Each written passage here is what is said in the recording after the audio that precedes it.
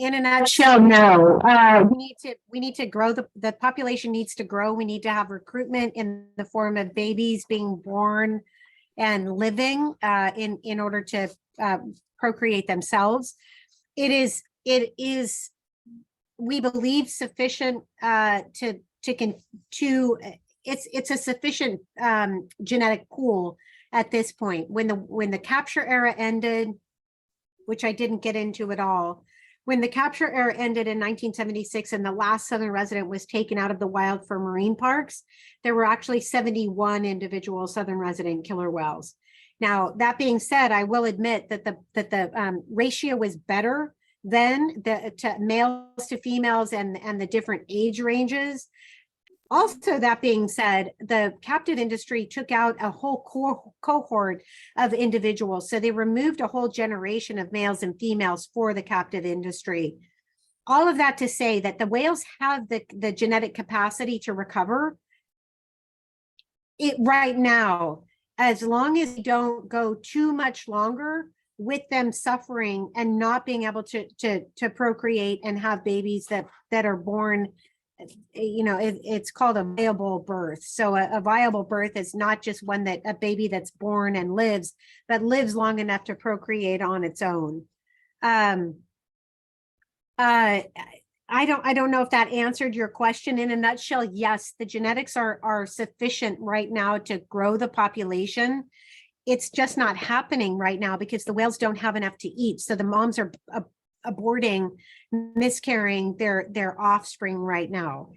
But that is directly related to females that are not getting enough to eat. So genetics plays a component here. It's the lack of prey that is the culprit here, that is the problem that we need to address. It's not the genetic bottleneck that we may be facing going forward. I hope that answered the question. Yeah, I think. Let me answer that just in one other way. Generally speaking, we used to think that killer whales as a species naturally procreated every 3 to 5 years. Now we know, based on the mammal-eating killer whales that occur in the same water, in the same polluted and vessel-filled water, the so-called transient killer whales, which we're now calling Biggs killer whales, in the tip of the hat to Mike Bigg, who was the godfather of photo identification. We know from that population, that ecotype of killer whales, that these females can get pregnant much more frequently and give birth to incredibly healthy, fat, happy calves that go on to, grow up and procreate on their own. And so we know, given that these are mammal eaters and fish eaters occurring in the same water, the same toxic and noisy water, that it's the prey that matters. When the whales are getting enough to eat, any sort of toxicants that they're eating, that's in the food that they're eating, these are toxicants that are what are considered lipophilic toxins. They're fat-loving toxins. They get locked up in the fat store as long as the animal is getting enough to eat. But as soon as the whale goes into any sort of period of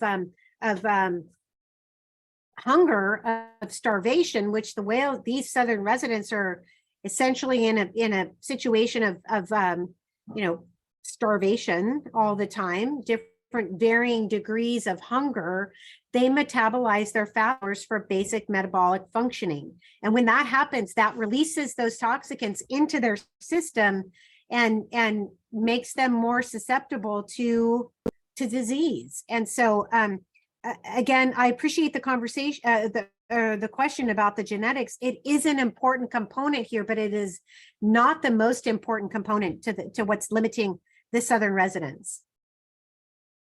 Awesome. Thank you for that. The next one we have is Mark asking, there is a lot of talk about the Snake River dams, but what about the Columbia River dams? Do those dams have adequate fish ladders? Not as far as salmon are concerned. I think salmon evolved with free-flowing rivers. So to have a man-made barrier of any sort is an impediment. I mean, by definition, it's a dam. It dams it blocks their passage. Generally speaking, the fish passage on the Columbia needs to be addressed for lots of different reasons. You know, for lack of a better way to put it, like we have to pick our battles. And right now the most important dams to be concentrating on are the Snake River dams. But in a smaller nutshell, dams are dams. They block passage, regardless of how sophisticated or cutting edge the fish passage is. Can I jump in for a second? Yep. If you're looking at the 4 dams south or west of the Snake Rivers, if you're looking at McNary dams, McNary, John Day, I forgot, and Bonneville, the fish that return up the ladders and go into the chutes and that are in a much better shape than the ones going up the Snake. I mean, because what you're looking at is instead of having to surmount 8 dams, they're doing 4 dams. So exactly. they're in better shape than that. But right now, the crisis of extinction on the Snake River is immediate. And so that's why you're seeing the fight to take out the Snake Rivers. If people absolutely. I'm there, John Rospepe at endangered.org. If you want to email me your question, I can get back to you on some data that people show the results from the set of just going through the lower Columbia dams versus also going through lower and Snake. Thank you. I'll go back to, go ahead, Lucy. No worries. And you probably kind of already mentioned some of this with the genetics, Giles, but the next one is, how optimistic are you about the future of these clans? Well, they're an incredibly resilient population of animals. Really, truly one of the most resilient I've ever heard of. They have come back from a smaller population.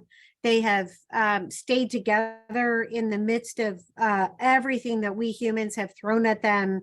J50 is my kind of totem icon animal that I think of when I think about a struggling population or struggling individuals. This was a young animal that was, by all intents and purposes, she was starving to death. She was eating. She was passionate about eating. I saw her brother J26 trying to feed her on not more, multiple occasions. She was trying to eat, and she just had a zest for life that never ceased. It never stopped, even though she was literally dying from the inside. And they have an incredible will to live. They're an incredibly resilient population. And so that's where I get my I guess my drive to continue to work for them, to continue to try and recover them, because they haven't given up. So how dare I give up?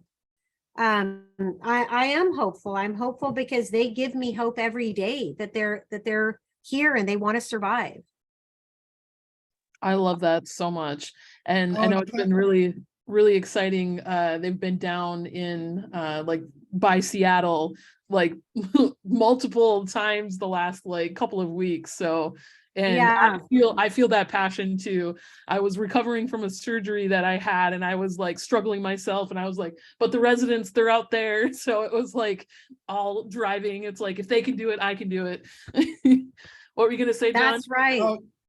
Giles, we've reached 8 o'clock. Would you be willing to stay on to answer the questions? Sure. Okay, so everyone. Yeah, absolutely. We started with 50 people. We still have 44 people here. So we will continue with the questions. Once again, thank you for joining us tonight.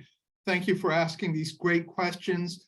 Please go on to wildorca.org just for tremendous information to sign on And if you can afford to, again, this incredible, I was a field biologist from 76 to 84, and what they're doing now and what they're able to find is amazing. And to me, it's tragic that our governments aren't funding the work at the range they should, but that's life. So go ahead, please. All right, Kent asks, you mentioned that the southern resident orcas were added to the endangered list because of their unique characteristics. Are there any other small populations of orcas elsewhere in the world similar to the southern residents?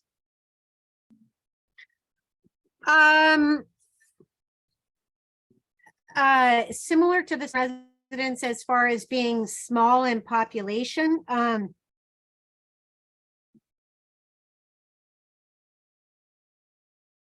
I don't think so.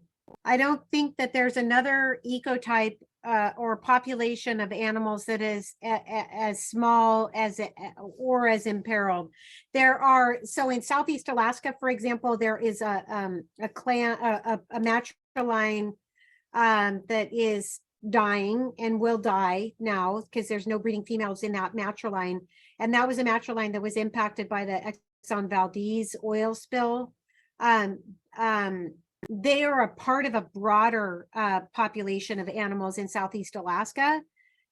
So I don't, they would be the closest analogy to a group that is on its way to extinction if we don't do something. Now, the difference is that with the southern residents, if we change our behavior, if we kind of take stock of what we've done to them and we kind of affect wholesale change in the way that we're doing fisheries management, the southern residents have the capacity to recover. And again, I keep this word resilient because it's the best word that I have found to describe this population of animals. The population of animals that is will go extinct. There is no potential for their recovery because there are no breeding females. So that would be the closest one. Yeah, which is just heartbreaking. If you haven't read Eva Salitas's book, Integrate Silence, I strongly suggest you do that. It's a heartbreaking book, not only because Eva was dying of cancer herself after having researched this population of whales for a very long time, but she clearly lays out the essentially the mechanisms for their demise. But it's important. It's an incredibly important story.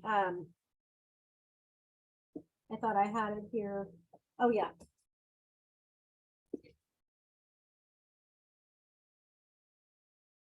Can you see this? Ah. I think maybe if you put it like directly in front of your face. Anyway, it's called Into Great Silence, a memoir of discovery and loss among vanishing orcas by Eva Salitas. And it's just, oh, I love this book.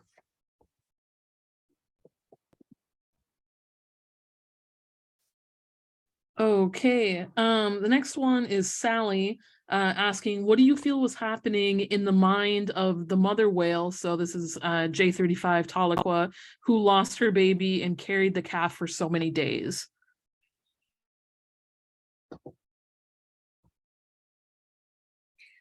Tahlequah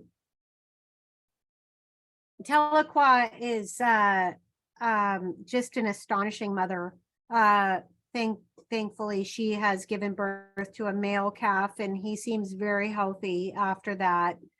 What was going through her mind at the time? You know, I'm not a parent. I'm not a parent, and yet what she was going through and what she was showing us is very evident. I mean, I don't think you have to be a parent. I don't think you have to be a parent to have lost an offspring to know what she was going through.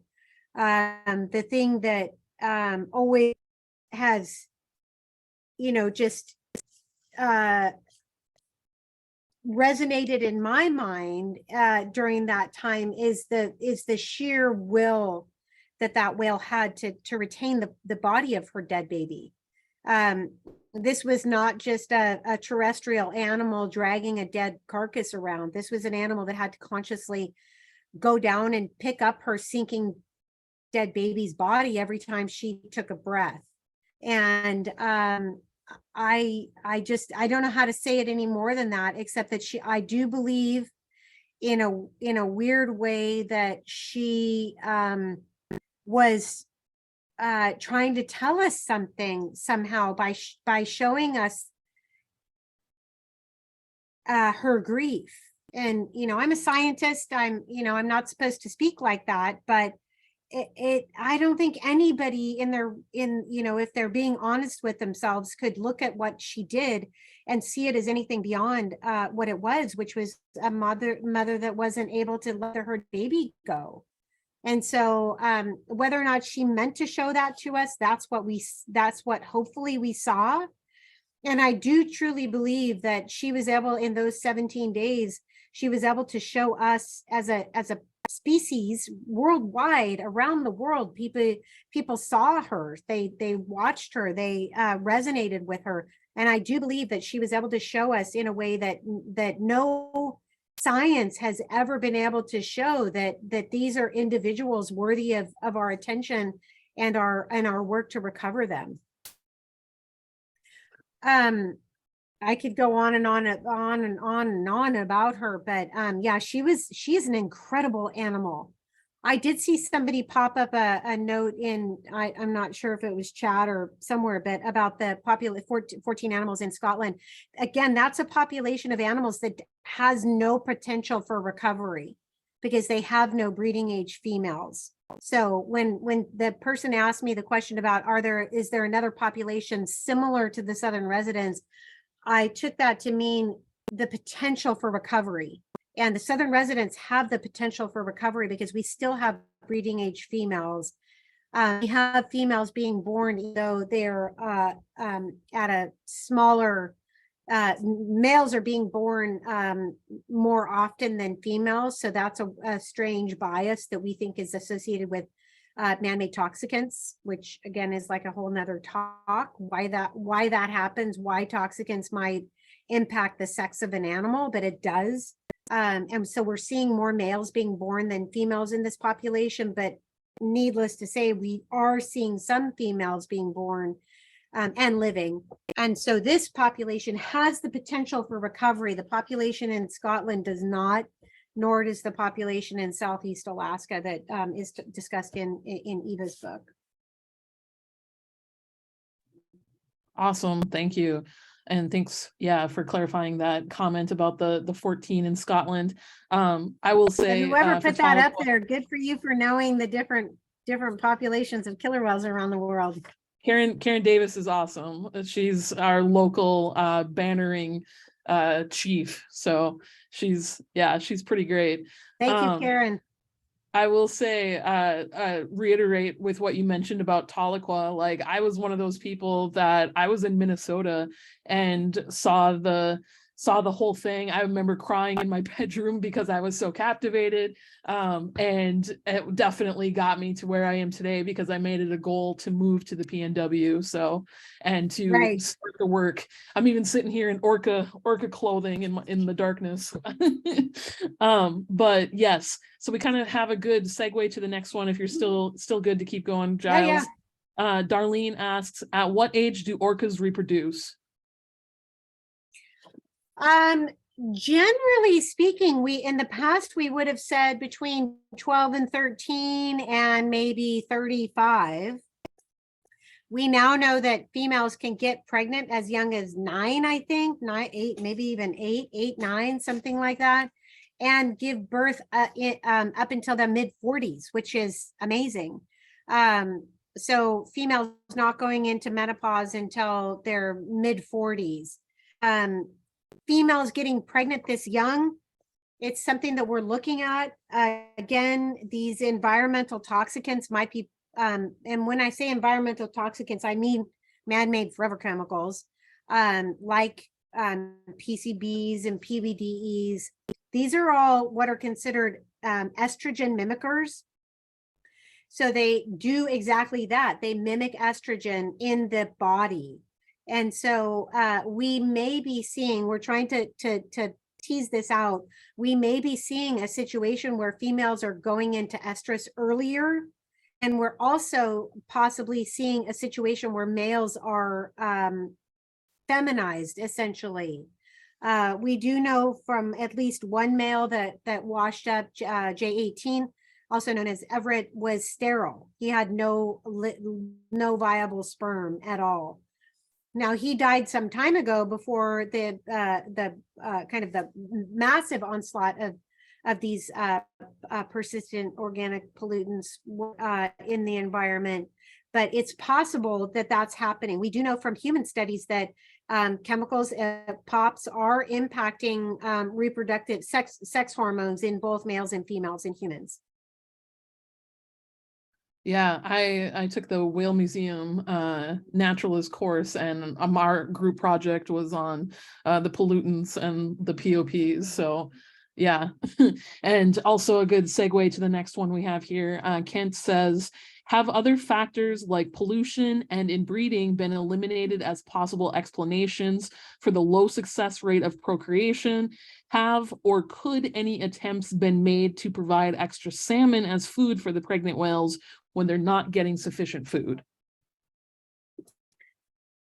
So let me try and unpack that. I think the first part of it was about pollutants and inbreeding. Inbreeding is a concern. We have seen that to some degree more recently. And we know that it's a fairly recent phenomenon because of the genetics, the mitochondrial DNA that's been analyzed back through time. We do know that at least JPOD and specifically the J16s are a little bit inbred.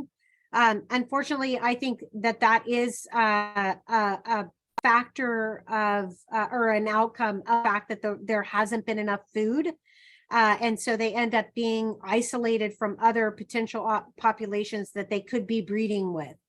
So could inbreeding impact the success rate of offspring right now? I do believe genetically it's too soon to have that as a factor. If we continue to have inbreeding in the population, then I do think that potentially could come into play.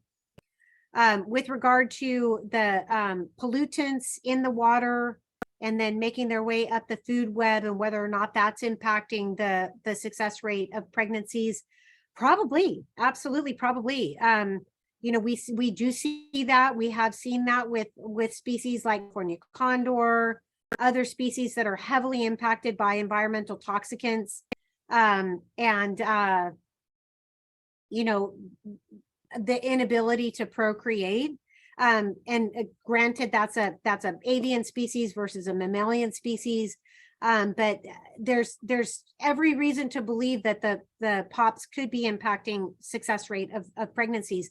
Again, going back to what I just was talking about with regard to you know, feminization of males and females that are going into estrus potentially too early physically.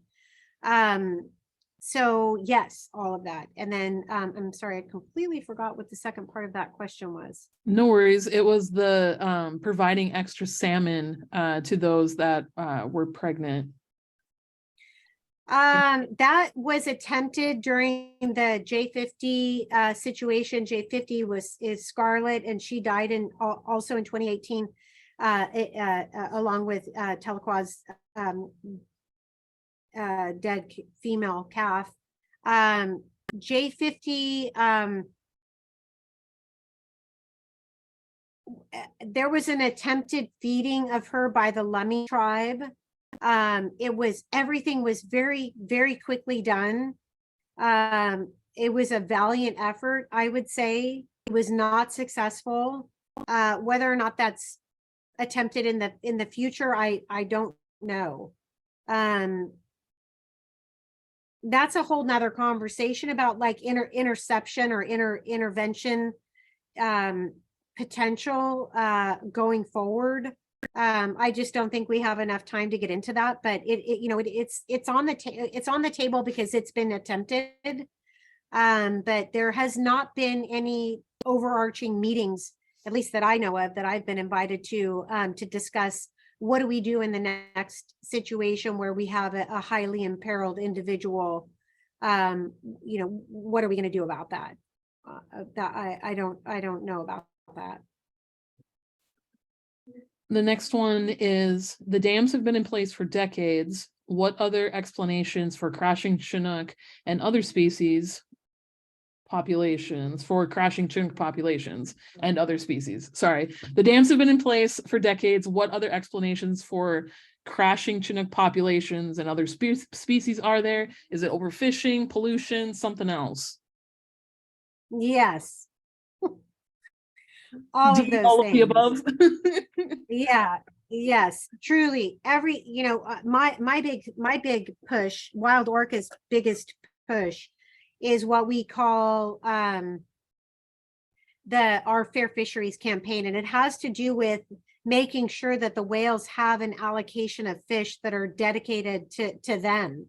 And that is not the case right now. We have a situation where fishing occurs in places that should not occur in what are essentially the nurseries of salmon.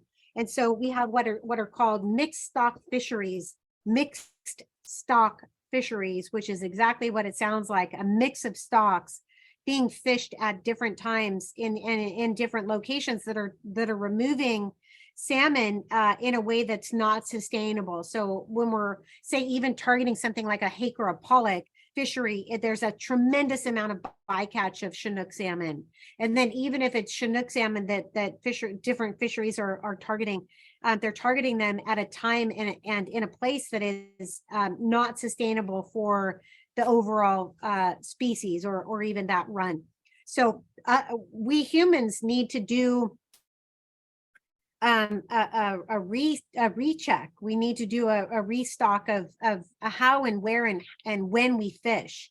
And truly, it means, I do believe it's going to mean reimagining the Pacific Salmon Treaty in a way that is, my kind of stock line is that we need to be managing fish from the fish's perspective, not from management jurisdictions that are arbitrarily set by nations.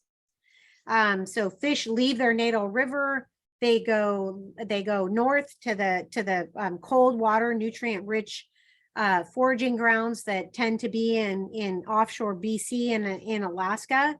And a huge number of fish get caught that are bound for rivers in BC, Canada, Oregon, and Washington get caught in Alaska. And the way that we fish is not sustainable. And so really that's what it means to do a restock or a recheck of how we're doing our fisheries. And it's a bit of a catchy phrase, but it kind of summarizes it, is that we need fair fisheries. We need fisheries to be able to account for what we at Wild Orca consider the original fishers. They're the original harvesters of Pacific salmon were the fish-eating killer whales. And yet they are not factored in as major stakeholders or as participants in salmon treaties. And so that's what we need to look at. And again, look at wildorca.org and our Fair Fisheries campaign about what that looks like, how we're participating in that. I think I mentioned it, I might not have, but the Wild Fish Conservancy just did just successfully won a litigation suit against the NOAA, National Oceanic and Atmospheric Administration, which is our federal agency under the Department of Commerce, mind you. So the very agency that is responsible for recovering both anadromous fish, which are fish like salmon that have a part of their life in freshwater, part of their life in saltwater. NOAA is responsible for recovering anadromous fish, as well as most marine mammals, including southern resident killer whales. And yet they're under the umbrella of the Department of Commerce. And I know some people on this call have heard me say this a bazillion times, but there's a very frustrating disconnect when you have a department responsible for recovering an endangered species like salmon that are on the endangered species list specifically so that we can recover their numbers so that we can catch them and kill them. Salmon are literally the only species on the endangered species list in which that is the case, that we're trying to recover them so that we can catch them and kill them. And that is a weird, that's a weird paradox. And the other weird paradox is that NOAA is responsible for recovering Pacific salmon that are on the endangered species list, as well as the whales that rely on them for their very survival. Just mind-blowing and wild. I'm gonna combine these next two together, and you probably already covered them, but if you want to follow up any more, we have one that says, as concerned individuals, do you think we should be choosing to not eat local Chinook salmon? And with that, can you discuss ensuring a fair share of salmon for the orcas? So my advice, if you're going to eat salmon, choose species that are not right now. If you have access to locally harvested Chinook salmon, and generally speaking, I would point towards a fishery that is considered a terminal fishery. So these are fisheries often done by tribes at or in the river mouth. That's a fishery that can be accounted for, where they actually know how many fish have gone past the nets. They've made it past the gauntlet of other species that might need them. And the whales have had a crack at them. The pinnipeds have had a crack at them. And these are fish that are aiming for their natal river and almost at their natal river. And that might seem a little barbaric, like you kill these things right when they're almost in the home stretch. But the point of a terminal fishery is that the numbers can be strictly accounted for, so that fish, both males and females of sufficient size and genetics, meaning the wild ones, get to escape being caught and made, let go, escape up until their natal river to spawn. And so trying to find a local harvester that is harvesting at or in the river mouth is my best advice. The other thing is to, become vocal. Again, get involved with politics.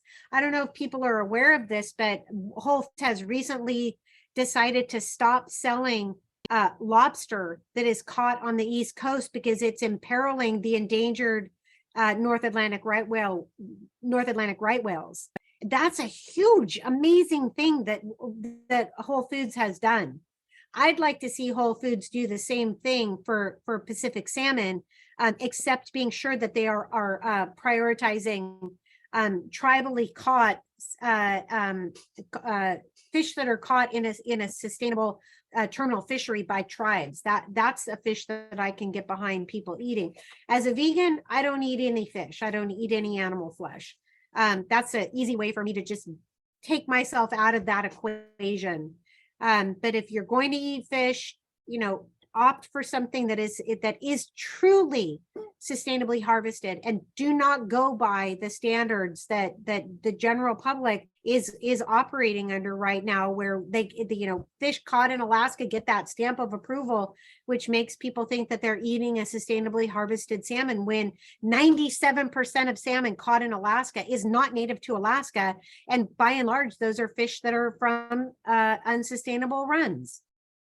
And we don't know where that fish is caught. Well, pardon me. We do know where the fish is caught. It's caught in Alaska, but we don't know where it's native to because they don't run genetics on it. Interesting. John, just doing a time check, how we have another 4 in here. How much longer do you want to go? I'd say just a couple more minutes. I actually do intermittent fasting and don't eat before 4. But because I was prepping for this, I didn't get that done, and so yeah, I'm ready for dinner. Okay, can we do one more question on a couple more. Well, as far as breaching the dams, that's, people can email us or look on different people's websites. That we can do days on that. One person asked about, we had 2 new births this year. In case people don't know, unfortunately, we lost 3 individuals the past year and gained 2 for right now, so our population dropped down 1 to 73. But can you speak to what do you feel about the viability of the 2 new births? Thank you. First off, I just see now, I just finally managed to open up the chat or the Q and A, and Chris Kevorkian, shout out to you. Holy cow. Thank you so much for leading that charge to get the Southern residents listed as I think it with personhood in Port Townsend. Really, truly, thank you so much. And that dam breaching question, Heather Nicholson is on the line. She can answer some questions. If we want to go that a little bit longer, I'm happy to stay on for that. As far as the question from Eva, how hopeful am I for the 2 new calves? You know, gosh, K45 is near and dear to my heart. I call her Uhura. You know, as a shout out to Nichelle Nichols that passed away this year. Just an amazing animal born to an amazing mom. Actually, K45 is the offspring, the most recent offspring of my favorite animal. Knock on wood, because we're not supposed to name favorites. But K20 is just an amazing individual and amazing mom. And then J59, you know, same thing, amazing mom. And that animal is very vibrant, very has a lot of life. And I'm very hopeful for both of them. What I'm not, you know, super stoked about is that there's been other females that were pregnant during the same time that should have given birth that haven't. And so that's what we can't lose sight of is that these whales, a population of this size should be having 6 or so calves born every year that are living for a sustainable population to be increasing, and we're just not seeing that. Yeah, so Terry says City of Port Townsend and Gig Harbor to follow. Great job, Chris. Yeah, serious shout out to Chris Kevorkian on that. How much time do you think we have to undam the Snake River before it's too late for orcas? I don't answer that question anymore.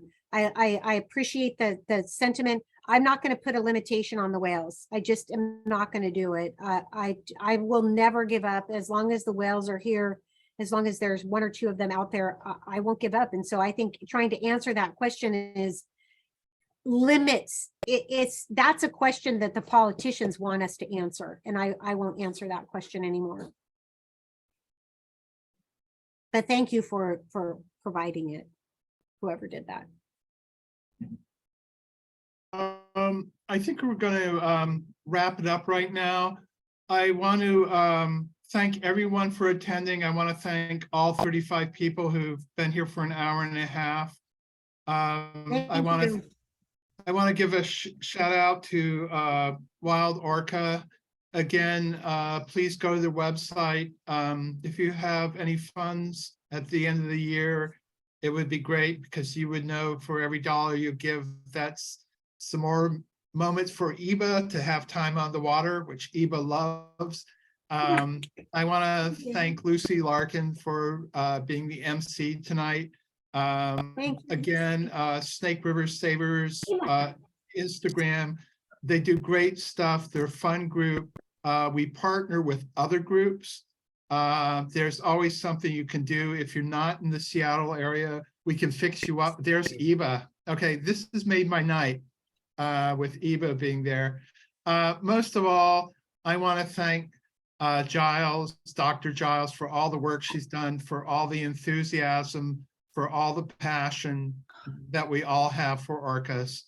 And good night, everyone, and thank you. And thank you once again, Dr. Giles, for making this possible. Thank you so much for inviting me. Oh my goodness, I've had just a great time, and thank you for the questions, everybody. Good night. Thank you, Lucy. Thank you. Thank you all. Thank you, Lucy. Lucy, come out and see me. I will.